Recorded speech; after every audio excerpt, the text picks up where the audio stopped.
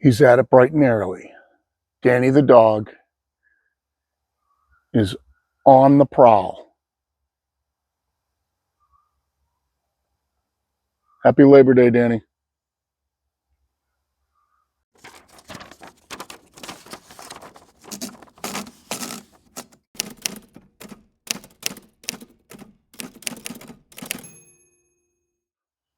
Morning, everybody. My name's Bill. This is Pirate Solutions Forestry. Happy Labor Day to all of you. Hopefully the weather's good where you are, and we got a pretty big one up on the sawmill. I want to get it cut today so I get it out of my hair for the rest of the week. It seems like the kids went back to school and stuff's piling up on me. I got people wanting stuff all over the place, and it seems like I got to go get a bunch of it. So I got to go try to work that out beginning of the week at how I'm going to go retrieve some of these logs for a couple of customers from their yard so I can cut them here rather than going there and like chainsaw milling them. And we got a lot of maintenance stuff to do. We got a lot of things that I want to do. It's just going to be one of those weird weeks. So I want to get this big behemoth out of my way so that I can go deliver these slabs later in the week to Thatcher Smith at Plymouth Live Edge. While keeping an eye on Danny. I don't know if you can see him up on the slab wood pile back there. He's like a ghost. You know, he's over here 1 second, and I just take my eyes off him. I look back, he's gone. He's all the way over there. Hunting chipmunks. With a big log like this, if you don't have a dedicated slabbing mill, so let's say a mill that cuts really wide. My mill cuts fairly wide. In the HD36, it's spec so you can cut a 36-inch log. This log is only 34 on the end. This log is too big for this mill to slab. It's not too big for this mill to break down. I could cut the top off it, roll it 90 degrees, and all my clearance issues go away. So if I was just breaking this into boards, it would be no problem for my mill. Slabbing it is a different story because you have your clearance issues all the way through.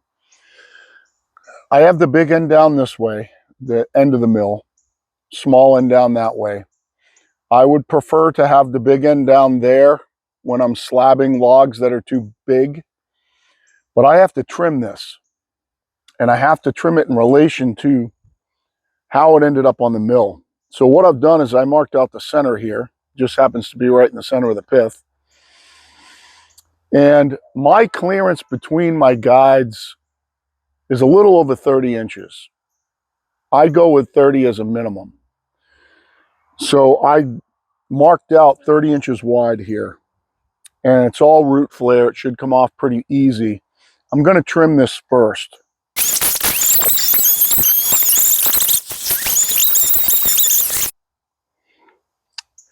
While I have it in this orientation, I have clearance to do it. And we're going to take the top off this log. Now, the other challenge with my mill is my mill will only go up 28 inches. So my top cut's going to come out, you know, somewhere around here, something like that. I can't go any higher. So we're going to take a top cut off this. Now, I've changed my philosophy on these logs. Number one, if you're going to do a lot of slabbing, which I don't, buy a mill that's big enough for slabbing.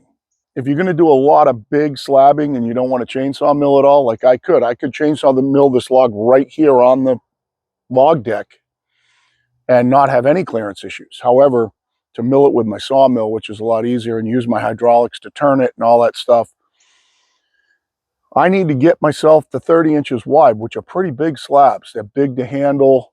They're big enough for the customer that wants them. He only wants 26.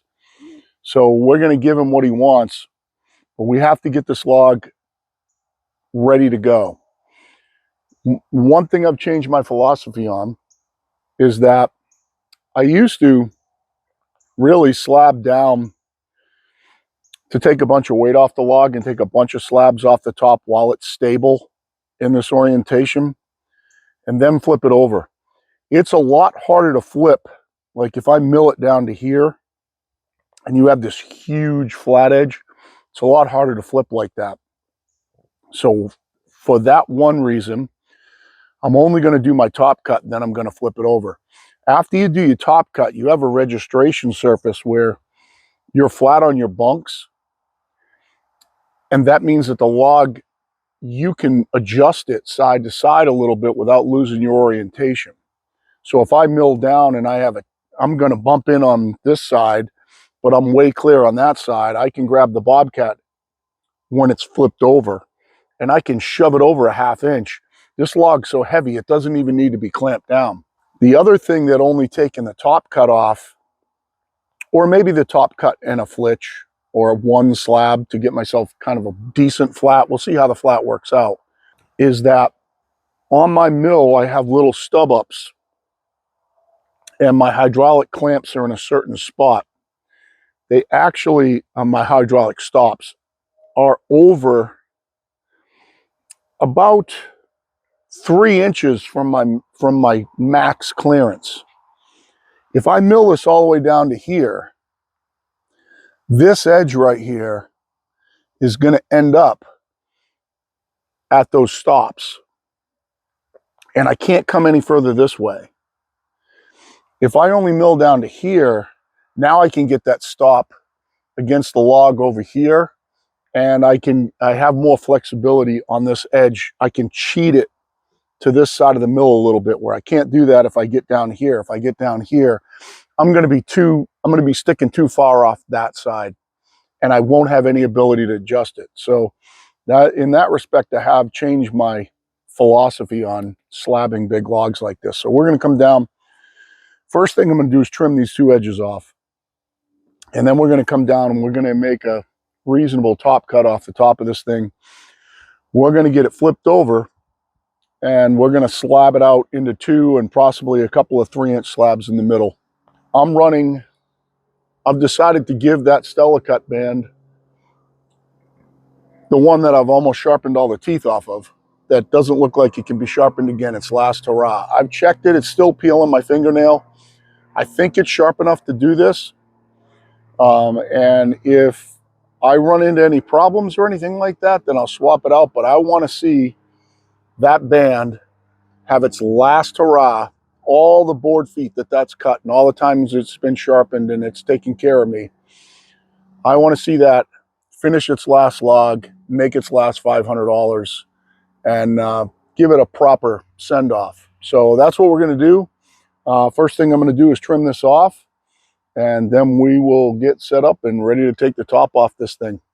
Oh, and another thing, if you do it the way I said, where you only take this top off and then you flip it over, if you like to put your logs back the way they came off the mill, literally as you're putting them as the slabs are coming off and you put them on the forks, you may only have one slab out of order in the whole thing, versus if I cut halfway down here and then flip it over and cut the other half, my slabs are all messed up.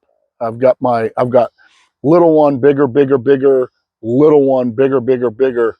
And then to put the thing back together, though, especially with big heavy ones like this, you'd have to reconstruct the whole log. So doing it this way, I think makes it simpler to reconstruct the log if you do that, and then you sticker them in log form. So it kind of cuts down on your handling a little bit. So let's give her a shot. That looks good. It's 29 at the top, and it's about, at its widest spot, it's like 29 and a half. So if I can get this centered up on the bunks when I flip it over, I should be clear to cut through it, as long as I didn't get a little bit fat down there. There is a little bit of sweep to this log, that's going to create some challenges. But like I said, once we get the flat spot on it, we can move it with the bobcat a little bit to get through our cuts. And it's not a ton of cuts. So I think we're ready to get, I'll blow this off real quick, and we'll get the mill warming up, and we'll be ready to start. I'm going to take a pretty decent thick cut off this, because if I don't, I'm just going to have to take a flitch to get to a reasonable slab afterwards. I'm up like 25 right now, and let's go ahead and see how this band's going to behave.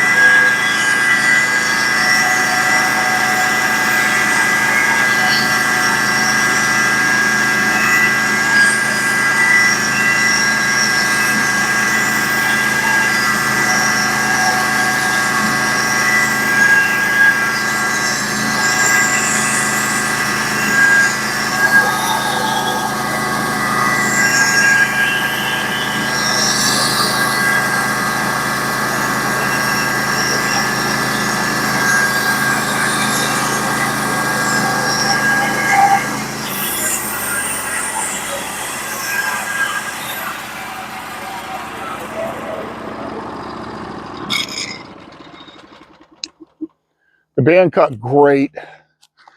I think we're not going to have any problem cutting this log with that band. Cut nice and smooth, a nice big beautiful white pine. There's no reason to show it to you right now. I'll start showing them to you after when we start cutting slabs out of it. Now I'm wide enough now so that I can get a reasonable slab out of this off the bottom. So right here, I'm inside the bark, I'm 21. This is the smallest one. 18 here, 16 here, 16, 16. So if that's the smallest slab that we're going to have to deal with on this log, we're gonna definitely make the customer happy. They wanted some big ones, they're going to get big ones. And now all we got to do is get it flipped over. We'll get it flipped over, we'll get it centered up, make sure that we're going to be clear, and we can saw right through the rest of it.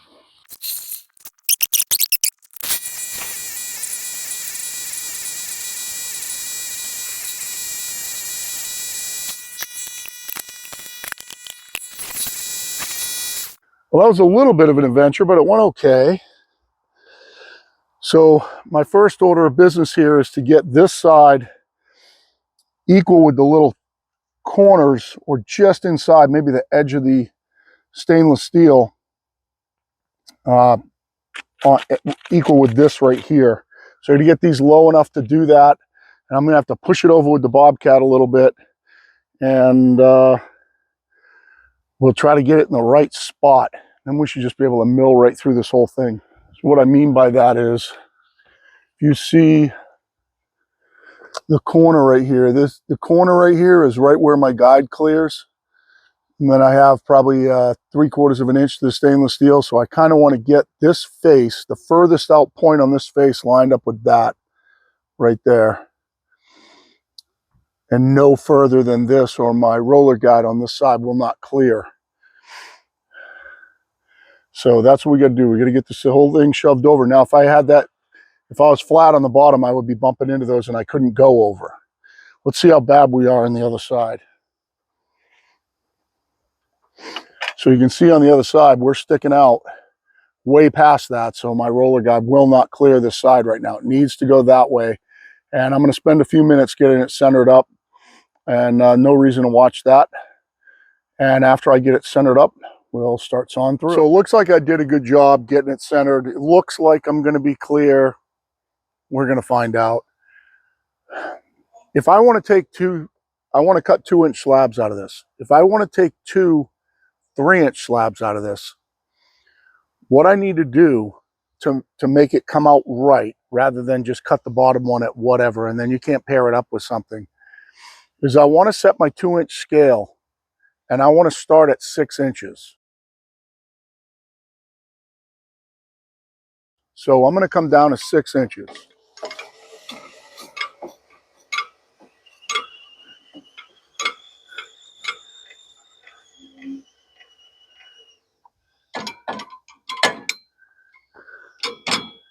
And then I'm going to set my 2-inch scale, which is my green scale on the outside here. It's magnetic, so all I have to do is pull it up to a line.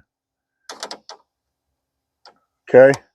I use the top of the little black thing here on my line.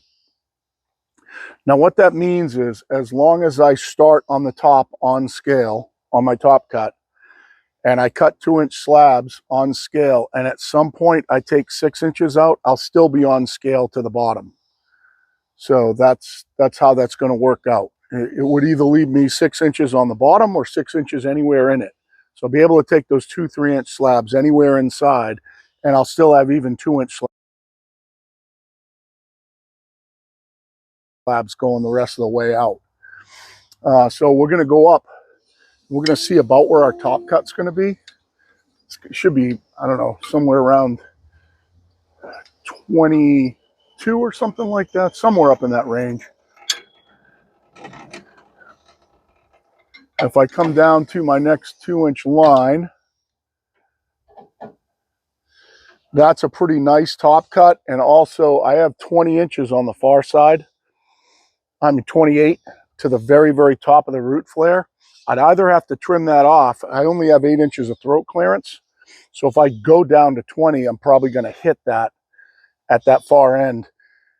But at 20, and I'm just above 20 3/4 right now, it should work out fine.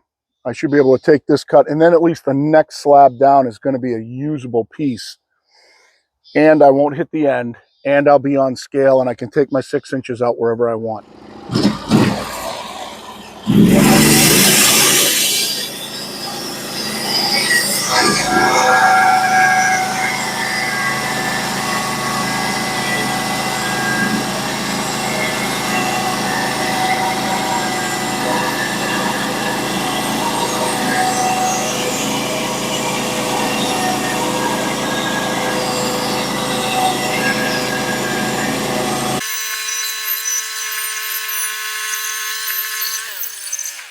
Now, I do not have my throat all the way open yet.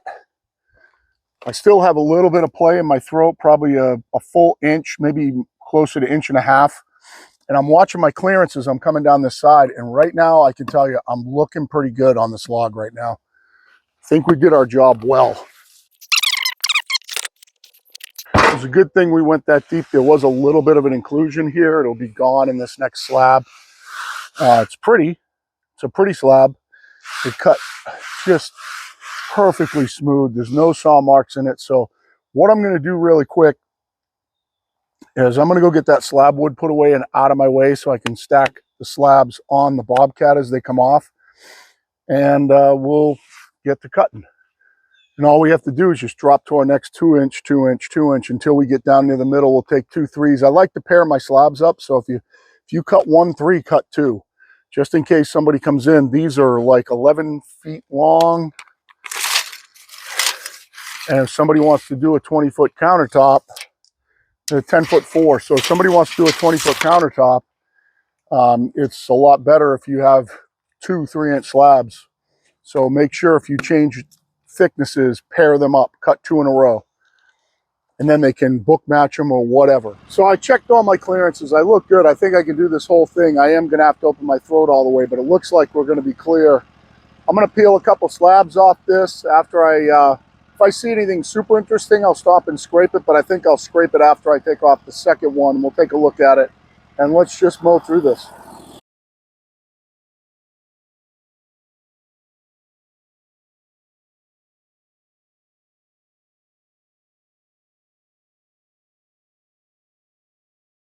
We will not get this slab off. We will take this slab off, and then I'll scrape it, and I'll show you what underneath it looks like. It's just cutting beautifully right now. I just barely rubbed on my furthest out section over here without opening my throat all the way, so it looks like I'm good. The only thing that I probably couldn't do right now is taking a 4-inch thick slab off this right now. That corner would probably be tight on my max width here on my angle. I think 3 inches, no problem, but 4 inches, I think it might be tight.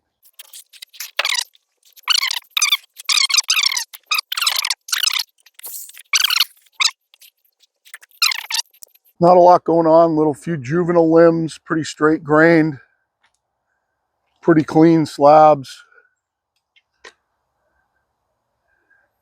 Really, it's kind of figureless, to be honest with you. You see how smooth it's cutting. It's cutting perfectly flat, perfectly smooth right now.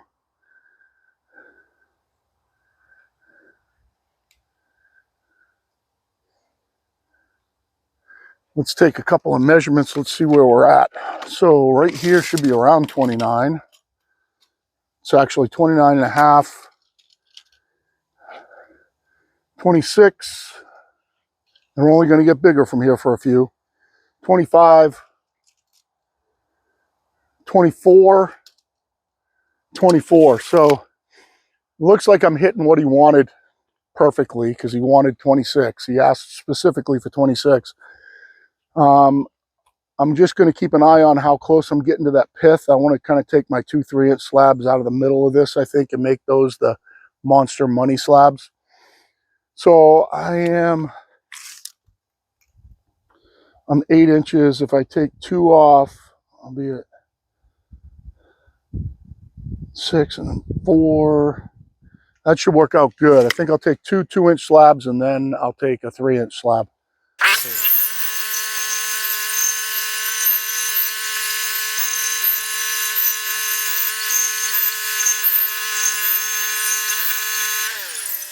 There was a video this week from Robert Milton about whether you want to cut yard trees or not.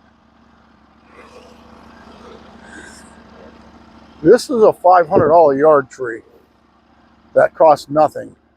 Now, I agree with Robert where it comes to grade sawing specialty hardwoods and stuff like that, 100%. I agree with him 100%. But to think that there's no market for stuff like this, or that it's not worth it, this is going to be $500 in an hour from a free log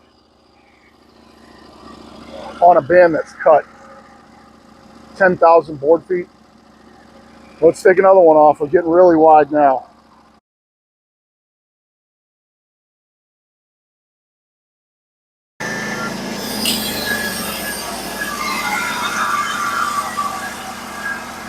I got a good solid inch clearance on this side, so if I did have to shove this log, if I run into something on this side and I had to shove this log a hair, I have plenty of clearance to cut it.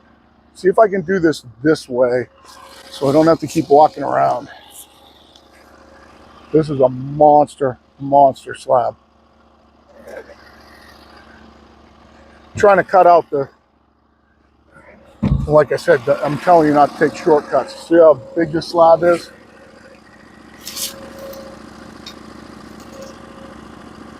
$29.5, $28, $27.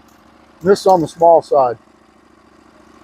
$26. This is coming out perfect. We're gonna go back. We have to drop down to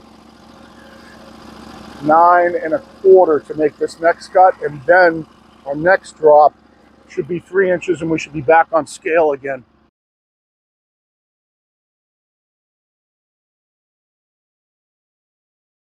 All right, I'm gonna have to do something, I think, to deal with this one. Yeah, I'm gonna have to go put those down.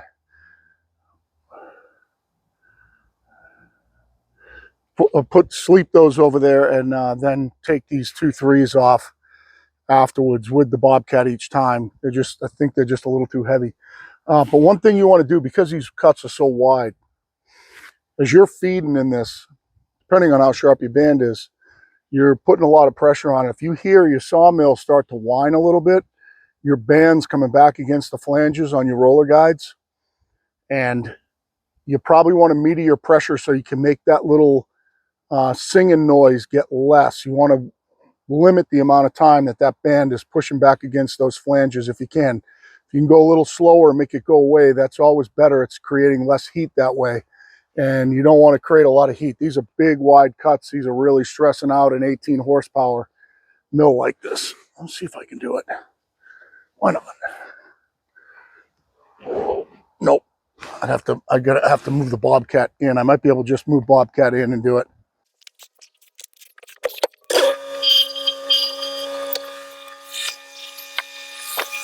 This is just what he was looking for too. These monsters right here. Careful you don't crush your fingers, guys. Don't get them in between stuff.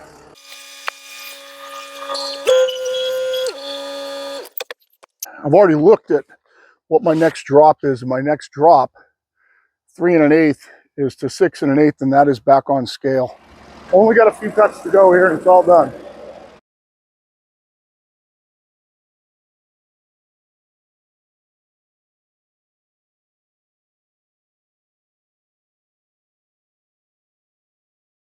Let me just get this slab off, and we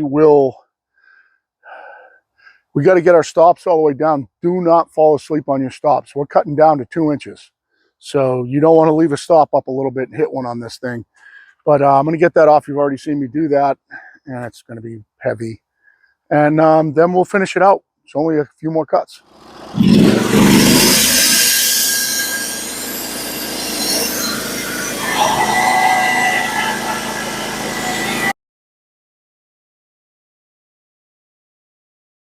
Just so you guys know, full disclosure here, when I set it at 6 inches and I set my 2-inch scale there, I should have done it at 6 1/8. I ended up an 1/8 inch off on the bottom, so I split the line at, and I'm gonna just cut the next slab at 2. So one of the slabs will be a 1/16 of an inch too thin.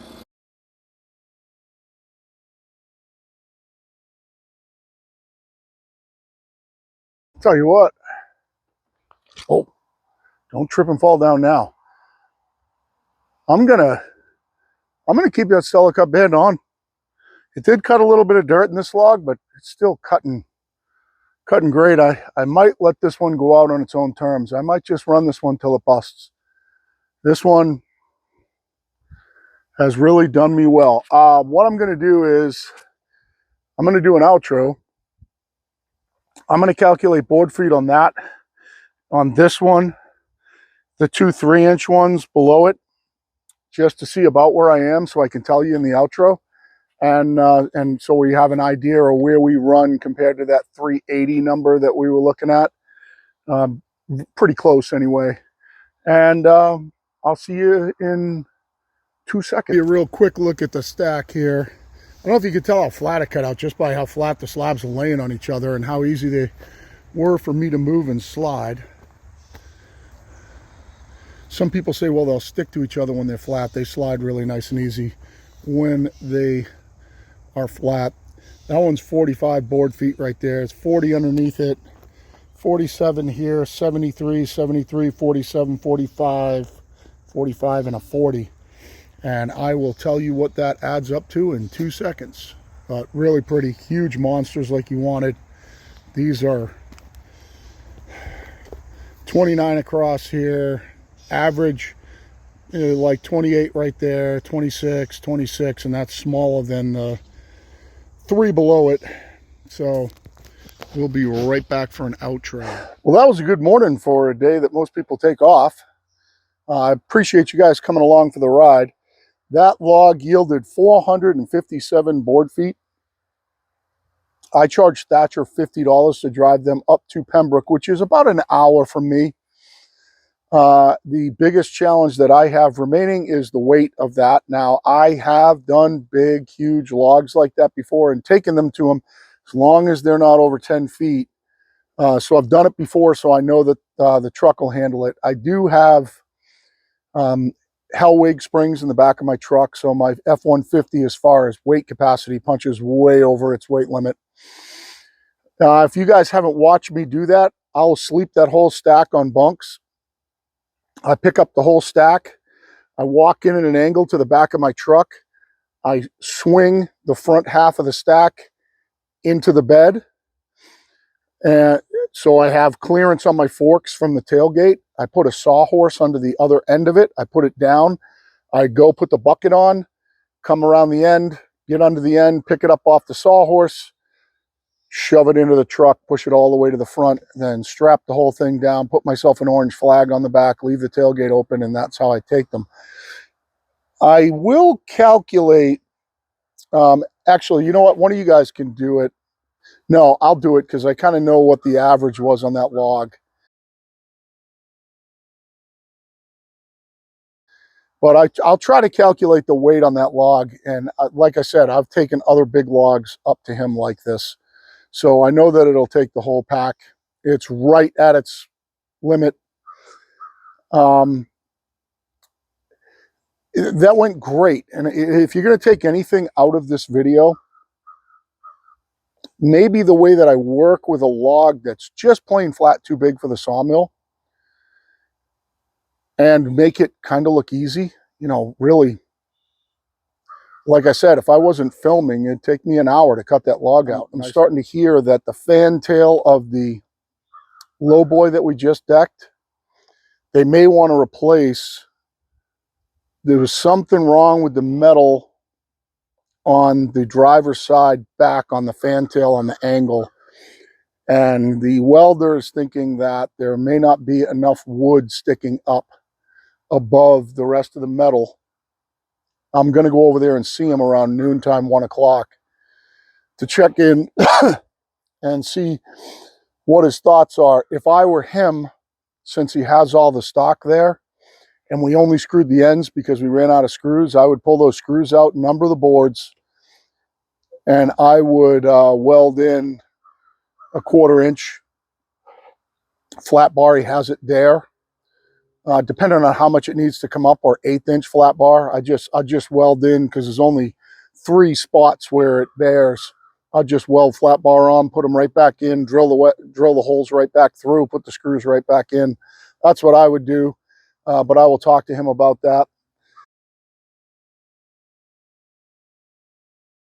I can't stress enough, guys, you got to be so careful working with round logs that are this size when you're working by yourself.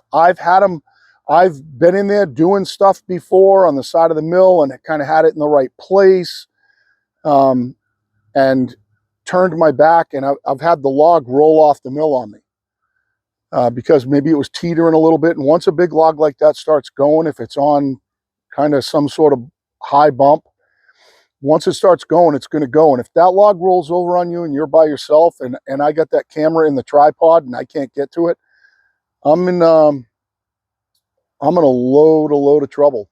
You have to be careful working with big logs like this. It's not something I do every day, but sometimes when Thatcher's on a good run and people are buying a lot of stuff from them, you know, it's once a week. At least it was last year. This year it seems to be more like once a month, once every couple weeks right now. So, but it's a nice little payday. It would almost pay a truck payment. Not in today's world. It wouldn't, maybe a used truck payment. But that band is still going. It's just amazing. I can't tell you how impressed I am with them. I mean, just looking across behind the camera right now at how perfectly flat it cut. George over at Middlefield, he runs the carbide bands. I do have a carbide band in here that's brand new, but when I put it on and I ran it, it jumped around a lot. There's got to be something wrong with the weld, or it's got a weird bend in it, or maybe when they welded it together, it's not parallel, like it's at an angle or something like that, and it jumped around a lot. And I don't really trust it. I think I'll save it someday for something that maybe I'll hit some metal and I'll know there's metal in a log, and I'll just suffer through running it through that. But I know George has really, really good luck with running the carbide bands on his mill, slabbing big logs on his LT15. And I mean, he's got all the respect in the world for me. And he doesn't have a hydraulic turner or anything like that like I do. So he's turning them with the machine and turning them by hand and all that. And he really does some nice stuff. He's a good watch if you want to watch him over at Middlefield Custom Sawmill. That's it for me for now. I'm going to get those put away, get the mill cleaned up, and I've got to go see the welder, see if we can figure that out. And also run over to Depot Road and look at this gentleman's wood that I have to get out of his yard and get over here to get it sawn. I'll swing by there too and try to get ready for this week. But that's pretty much it for now. Make sure you like, share, subscribe if you liked it. If you didn't like it, give me a thumbs down by all means. Leave me a comment. The thumbs ups and the comments, they mean the world to us in the algorithm. Make sure you hit that notifications bell so you know when another video comes out from us. Also, if you're looking to buy something from Norwood, like if you want to run those Stella Cut bands, or if you have a sawmill, there are some other sawmills out there that run 144-inch bands. I know Norwood sells 144-inch Stella Cut bands. I have 168.5. There aren't many mills that run 168.5, but if you have 144s and you want to try those Stella Cut bands, use the Norwood affiliate link that I have down in the description. You just copy and paste it to your browser. It takes you right to Norwood's sell page. You can order some up and try them. As far as I'm concerned, there's no comparison. Absolutely no comparison. That band right there has cut easily 10,000 board feet, and it's dealing with a log that big, those big, huge cuts, and cutting it like a laser beam. Now, it may not be the fastest anymore. You know, if I sharpen it, there's no teeth left on that one. So I'm at the end of the insert, so I can't sharpen that one again. But if I pulled a sharp one out, and I'd be able to go faster, but I wouldn't improve on the quality of cut. Quality of cut's unbelievable. But that's my heavy work for the week. I always appreciate you guys, and for now, Pirate Solutions out.